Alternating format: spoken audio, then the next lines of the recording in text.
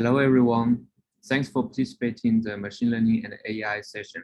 My name is Pena Wang. I present to you the AI accelerated multi-scale modeling for plate adhesion dynamics and multi-plate aggregation at millisecond and molecular resolutions. Cardiovascular disease is the leading cause of death in both developing and developed countries. Clot formation in cardiovascular disease is initiated by plate adhesion and aggregation. However, this process is very difficult to model because of very complicated environment under flow condition. We developed a multi-scale model which combines dissipative particle dynamics and coarse-grained molecular dynamics to simulate this process. To validate our model, one challenge is the sparse and noisy raw data of the in vitro experiments. To solve this challenge, we used machine learning guided approaches to help us to do the image segmentation and also to reduce the computational time. We used two machine learning approaches in this work. Firstly, for the in vitro experiments, we used the semi-unsupervised learning system, SULS, to automatically segment the images and also to extract the geometry parameters from in vitro data. Secondly, for the in silico simulation, we integrate machine learning with our multi-scale model by recursive neural networks to intelligently adapt the time steps of our simulation. For the in vitro study, we conducted microchannel experiments. The channel was pre-coated by von Willebrand factors, and we injected the gel filtered platelets into the microchannels under shared flow condition. We record the videos through our 2000 frame rate cameras.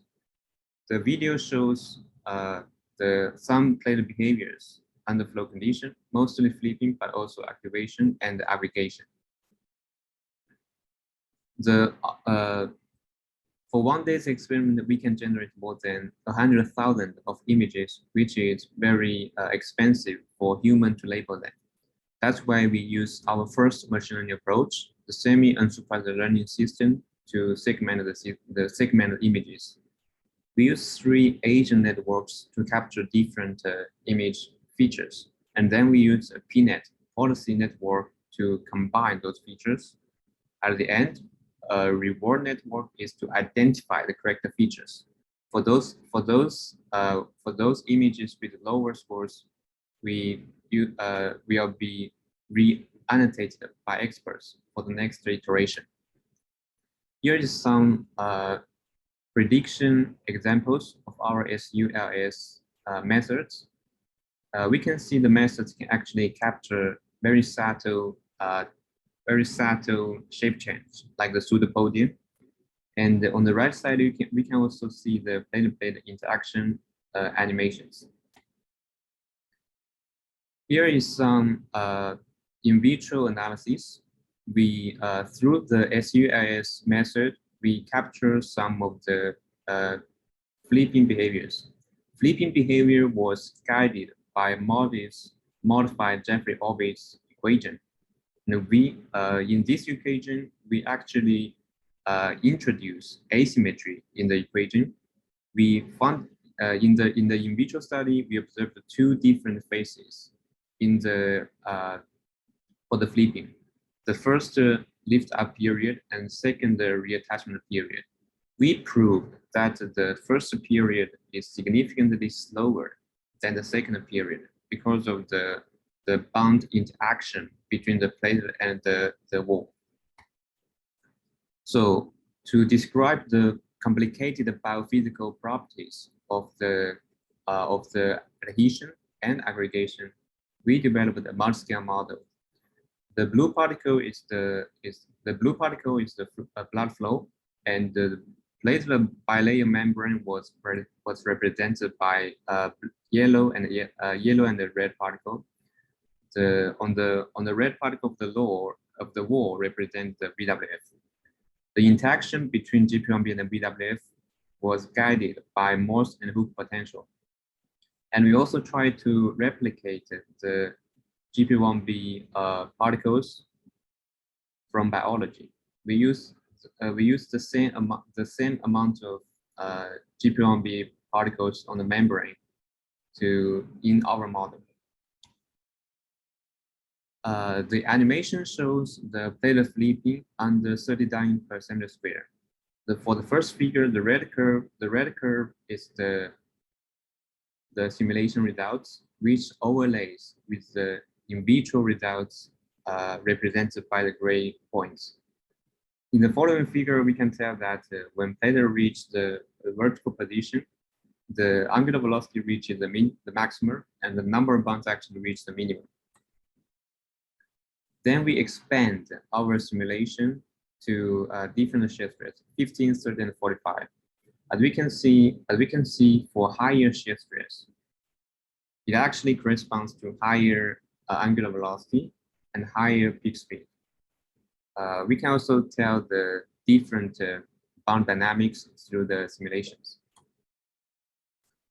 So previously, I described our first machine learning approach of SUS system.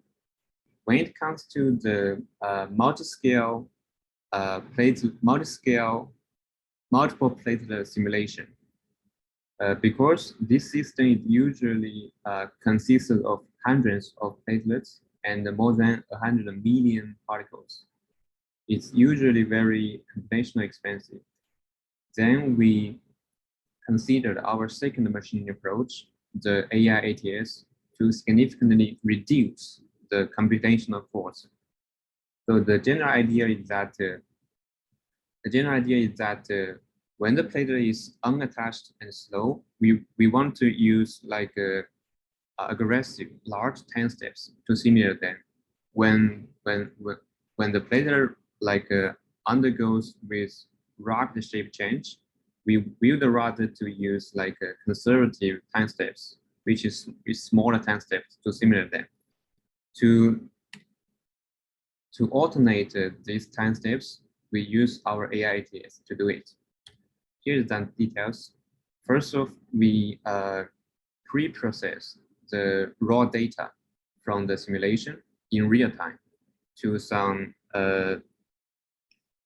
generate into our AIS long short-term memory networks to generate 8 latent parameters. These 8 parameters will be inputs of the 2 fully connected neural networks to generate 2 important numbers. The first is step jump to determine how many steps can I skip for the following simulation, and also the time step. How do I alternate the time steps, larger or smaller for the following simulations? And we validate our AI ATS method. We compared them with the conventional method, and the maximum error bound is less than 3%. And overall, the computational cost can be reduced by 40% through our AI ATS method. And what's more, the overhead can be reduced by 99.87% through our second machine learning approach. The AI ATS was used to simulate a 125 million particle system, which consists of 2 thrombi of 90 platelets and 70 platelets flowing in the pressure-driven Poiseuille flow.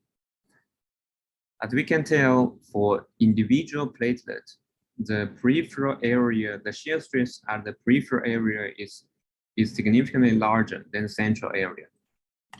So these slides illustrate our initial effort of the thrombi simulation.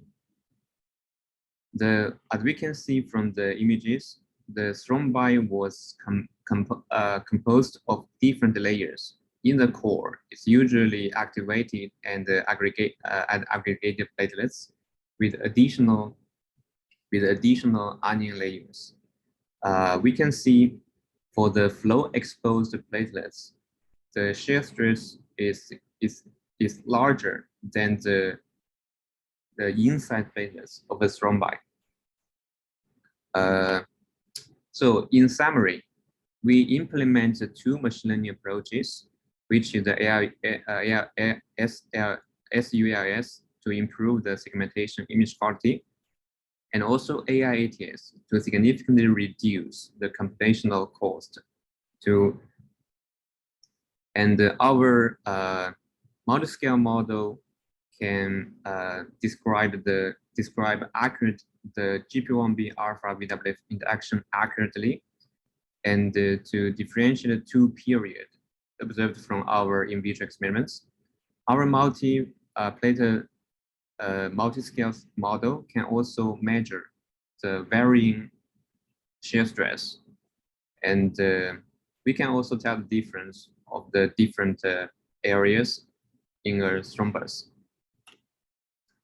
I want to thank the biofluids research group led by Dr. Bluestein and Dr. Dun's group from Applied Mathematics and Statistics department. Thanks for listening to the presentation. If you have any question, I'm very happy to take any question in the conference or through email after the conference. Thank you very much.